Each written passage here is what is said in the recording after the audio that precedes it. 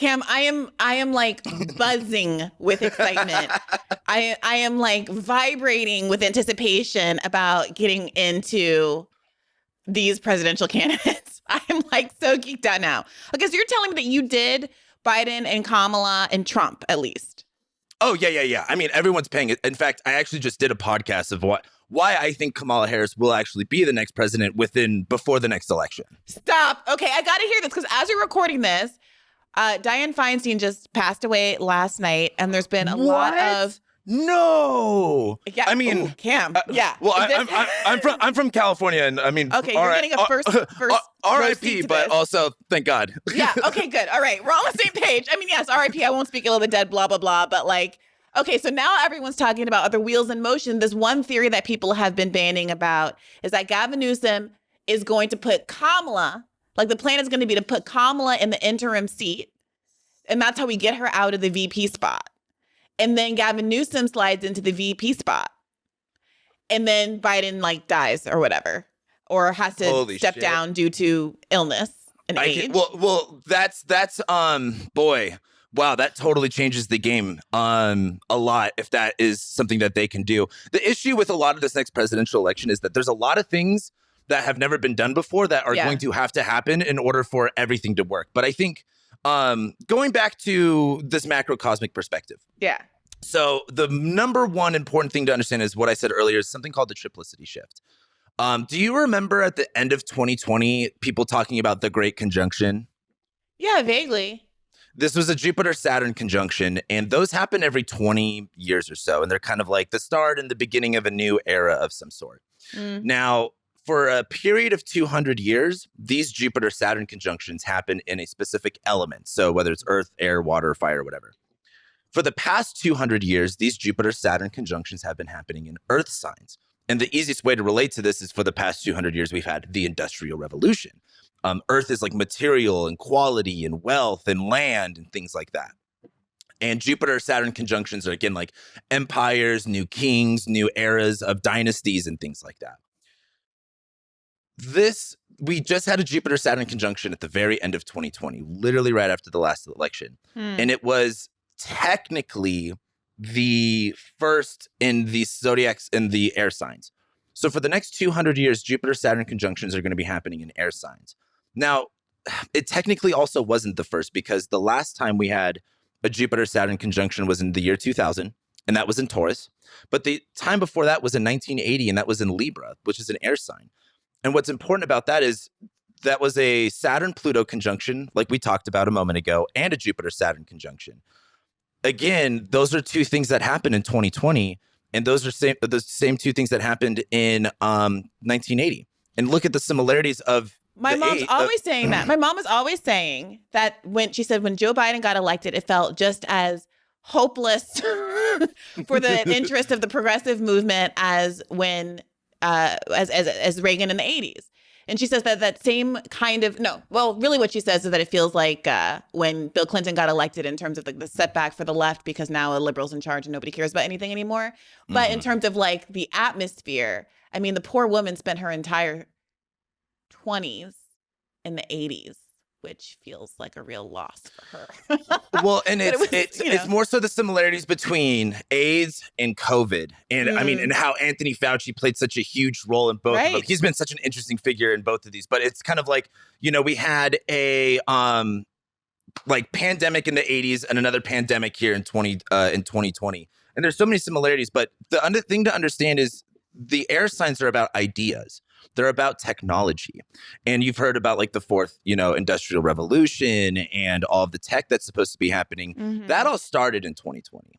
And now we're into a whole new era of where the last 200 years was like, again, like, imperialism and, is it capitalism or communism or, what land do we own and, gold backed, currencies and stuff like that versus now we're in this, so we're technically not in the age of Aquarius. That doesn't actually happen for quite a while. Like we'll all be dead by the time that happens.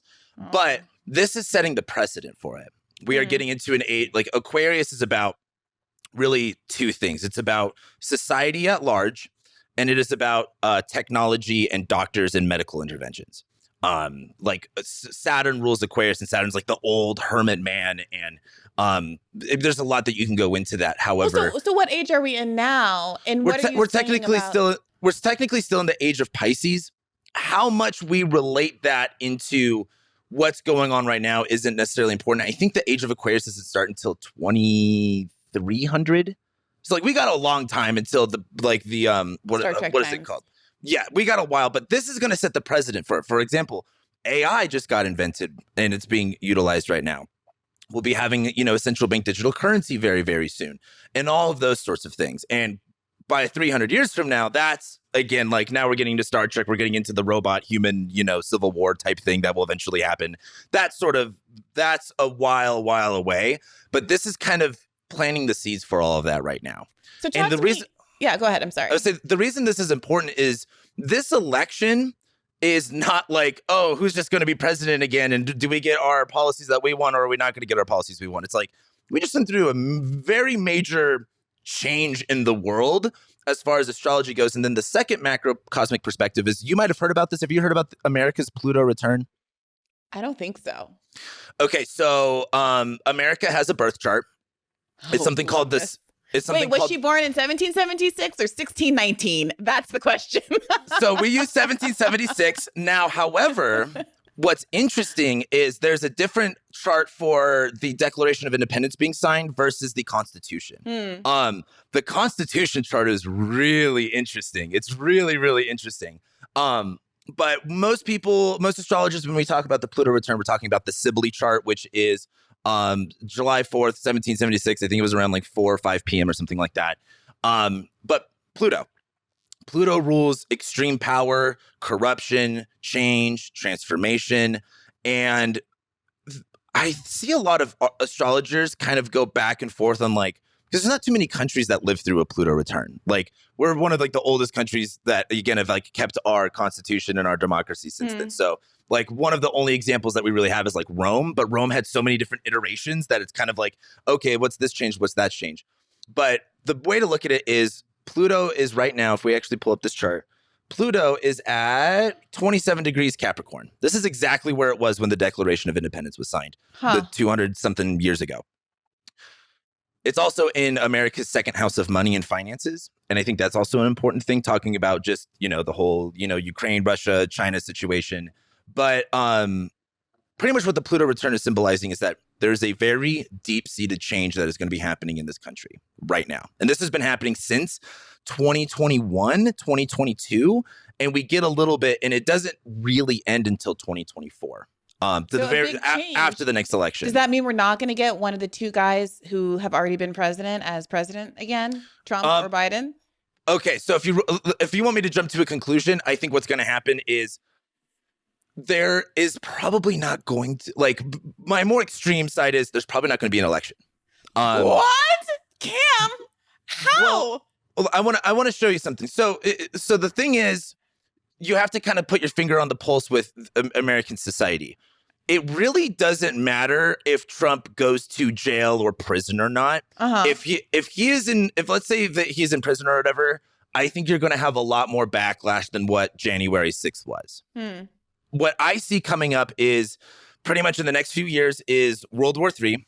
America's getting involved with Ukraine and NATO. Like that's, and the reason being is this is what the Pentagon and the CIA, they've been working at this for like 50, 60 years. Like this is all that they want. And it's also to crumble the Russian Empire, get them on the digital dollar, which is going to be implemented. And all it is just world domination, central bank stuff. Now that's going to happen. But in the middle of that, there's going to, I don't see a civil war. I see a national divorce. And there's two reasons for that. So, hold on. How do I want to go about this? So coming back to this macro perspective, I want to show you something real quick. And for people that are listening, I know I'm going to throw a lot at you here. So just bear with me. At the very minimum, astrology is like, what I think most people can get away is like, okay, imagine every single planet that includes Pluto, Neptune, Uranus, Saturn, Jupiter. When they all move zodiac signs, you can probably guesstimate that like, oh, that might be like a bigger shift in things because Pluto takes like, for example, Pluto's going to be going back into Aquarius on and off between this year and next year. Pluto will be in Aquarius for 20 years. It's not a small transit. Neptune takes, I think, like 12 years to go through a sign. Uranus goes through 7 years to go through a sign, and then Saturn takes 3 years. Jupiter takes 1 year. But between November of 24 and July of 25, every single major planet moves into a new zodiac sign. So that's just like very basic, like, okay, like we're definitely not dealing with old stuff anymore. We're moving on to new things. Pluto going into Aquarius is very like the, and new things aren't Gavin Newsom. New things might be Gavin Newsom. Well, because here's the thing. When we look at, so there's two things that I want to show you. One is Pluto goes into Aquarius. Pretty much for people, if you don't really care about astrology, but just want to know what's going on, mark your calendars between March and May of 25. That is when everything's going down in terms of like, oh, by the way, we got to, also, this is a big time for Trump too. And this is why I'm so like back and forth on what Trump is going to go through because, well, I'll come back to that because that's a whole different conversation. Are you sure? Because my interest is piqued. And I know that Trump is a Gemini king. I feel like that's where he gets a lot of his public charm. Well, and talent with crowd work from. So Trump, he's got one of my favorite things to talk about, which is his ascendant is on Regulus. So of course there's a bajillion stars in the sky, right? But there's only a certain amount of stars that really like matter to astrologers. Arguably one of the biggest ones is one called Regulus. Regulus rules extreme power, fame, and notoriety. Trump has his ascendant, and like we said, the ascendant represents that person on Regulus. And like you can go to Nepal or like these like South American tribes that they don't speak, the language there. They know who Trump is. Another good example of who has their ascendant on Regulus is Drake. They both have 29-degree Leo rising. So again, good examples of like really, really famous people. Like it's not just like, oh, they're a little famous. They're like renowned famous. He also has Mars, and you also have Mars in Leo. Mars is like fights and conflicts, and Leo is like, again, being like extravagant, being the king, and he has it right on his ascendant. Like he's just good at fighting. Like he's so good at it. Now, something else that makes Trump a little different, and astrologers had some issues with this, trying to figure out what was going to happen to him when he was president, was he was born on an eclipse. The way I like to, when people are like, okay, well, what's an eclipse? Okay, let's go back to our ancient Paleolithic hunter-gatherer brains. Imagine we're all just picking berries outside or we're, hunting something and all of a sudden the sun goes black. How would you feel? That would probably be a little scary, right? You want to know what's going on. Or like, let's say you're outside and the moon just turns blood red. Like eclipses are quote unquote bad omens. And he was born like smack on an eclipse. And when you have people born like smack on an eclipse like that, it's like their chart. It's like a, what's the phrase? They act and operate differently than your most normal chart. Now, okay. The other thing is what I'm more interested in here in a couple of days. Trump's going to have some pretty interesting news come out when Venus hits his ascendant. If in 2015, when he decided to run for president, he did that right before Venus went retrograde. Venus goes retrograde like every year and a half, but every 8 years she goes retrograde in the exact same time. What does it actually mean for something to go retrograde? Retrograde is just an optical illusion for a planet appears to be moving backwards in the sky. For example, Venus a Venus retrograde is the time when Venus travels in between the sun and the earth. I see. Does that make sense? And then same thing too, if you're talking about like Saturn retrograde, that is like when the Earth is moving faster than like Saturn in terms of our perspective. Like, of course, the Earth is always moving faster than Saturn, but it just appears to be moving backwards. And that's just because the Earth is now catching up to where it's all optical illusion. Okay. All right. But planets don't actually move backwards. But Venus retrograded in 2015 in Leo. And that was when Trump ran for president last time. Well, we just got done with a Venus retrograde in Leo. And Venus is going to hit his ascendant again. So I would look out on the news for October 8th of this year. I would imagine we're going to hear some more info about Trump on this day. So what I'm taking from that is, if you're saying there's parallels between Trump 2023 and Trump 2016 or 2015, he was successful in 2016. Do you think that it's well, this this is kind of the thing. Given I don't really believe in poll numbers anymore, and I think we're all a little traumatized from that. Like what was like during the Clinton thing, it was like everyone's like Clinton's totally gonna win, and then she didn't. Yeah, I think astrology is at least has at least as much predictive value. Don't even get me started when people say like I have a degree in political science, but astrology is not a science. Like okay, so I want to show you something called zodiacal releasing. Like I said, this is another timing technique. It's super complicated, but I'm going to break it down for you real quick. So right now we are just looking at Donald Trump's career. The way that this is analogized is if we were to take someone's life and we were going to break it up into like a book, there are sections of that book. Within those sections, there are chapters. Within those chapters, there are paragraphs, so on and so forth.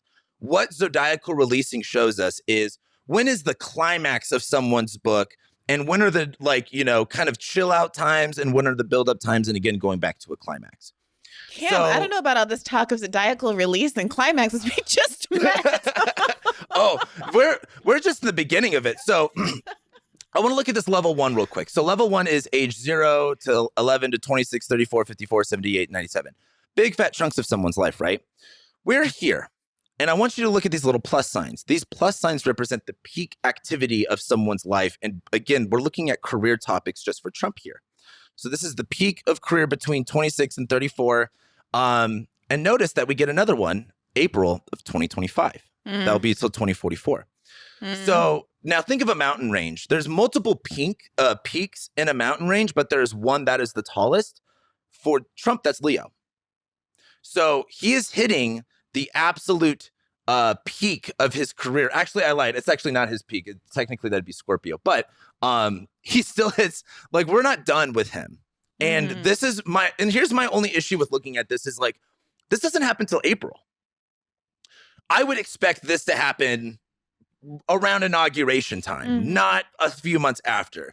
So this is why I'm not like, oh, Donald Trump is going to, like, again, quote unquote, formally win. And what I mean by formally is like, I just don't see this next election as the most, I mean, again, in 2016, it was, this whole election was rigged from Russia, and then that turned out to be false. But 2020 was the most clean and free and fair election ever. But this one, is also like, it's just, it's hard to really believe the narrative at any given point. But could this be that he loses, but he does a Tucker Carlson and starts a media show, and he just gets back to his like apprentice roots, and he becomes a beloved media figure? Do you really think the establishment's going to let him do that? They want him in jail. They want him in jail. You don't have to have the establishment's permission anymore to start a media show. Look at Tucker Carlson and, well, it's more of like Rumble, I'm sure, will be looking for new clients. I mean, they're trying to take out his, like, again, his business, his wealth and stuff like that. So this is the two things I see. Either one, like, maybe he goes to prison around this time. My only issue with that is, like, back in like 2019, 2018, I was much more of like a anti-Trump liberal. But after like we're on almost like 8 years now of any day now, Trump's going to go to jail. I've stopped holding my breath. So maybe this is around that time. I'm also wondering if there's some sort of like assassination thing. But April 20th, that's an inauspicious day. Isn't that Hitler's birthday? Yeah, but also April 20th of 2024 is a little bit more important in terms of like this. This is just only for Trump. But so he's got something really, really big in the future. So this is not to discount him. And so this also leads me to saying, like, okay, why does he go into this really, really big thing here after this next election? And let's go back to what I was talking about with all this other stuff going on in this next election. Okay. So the two things that you got to know are the Saturn-Neptune conjunction. So just like we talked about Saturn-Pluto, every couple years, or not every couple years, but when big planets, like again, like Saturn-Neptune, are like conjoining or opposite, typically that's a big deal. You just got to look. You just got to know where to look. 1917, there was a Saturn-Neptune conjunction. World War I, Russian Revolution. 1953, we had our next Saturn-Neptune conjunction. That was when Stalin died, and that was a big deal in Russian history. Then, in 1989, we had a Saturn-Neptune conjunction, and that was when the USSR fell. Now we're getting another Saturn-Neptune conjunction. And also, Putin just so happens to have the Saturn-Neptune conjunction in his chart. And this one is happening in his 6th house of ill health. What people don't understand... you think someone's going to get Putin? He's going to get... No, I think he's going to probably die of sickness and old age. And the issue with that is... Americans have Xi Jinping and Putin completely mixed up. They think Xi Jinping's this very smart and cold and calculated guy, and Putin's the crazy man. It's so opposite. Xi Jinping is like very, he has no idea what's going on in his country because everyone's too scared to bring it up, and there's no one that's going to replace Xi Jinping. Putin's a lot more cold and calculated. And why that's a good thing is because he's only surrounded by neocons. When the Russian version of a neocon, when he dies, whoever comes up next is going to be like ready to push the big red button, ready to get into war to, again, I don't always agree with like Peter Zion, but he does bring up a really good point of like, I don't know if you listen to him, but it's like this in Russia's eyes is like a fight for it's an existential fight for their survival, for their identity. And so when you have, again, the whole like NATO expansion stuff, it doesn't really matter what Americans think. It's what the people who think they're being, completely attacked and cornered think. And so this is where Russian politics get really, really interesting. Hey, YouTube. Thanks for watching. Just a reminder that this is a podcast. You can catch an extra premium episode every Monday for $5 a month at patreon.com/badfaithpodcast. That's patreon.com/badfaithpodcast for $5 a month, an extra episode every week. Additionally, please do consider liking this video, subscribing to this channel. It helps us out. It helps independent media beat the algorithm. We appreciate you. And as always, keep the faith.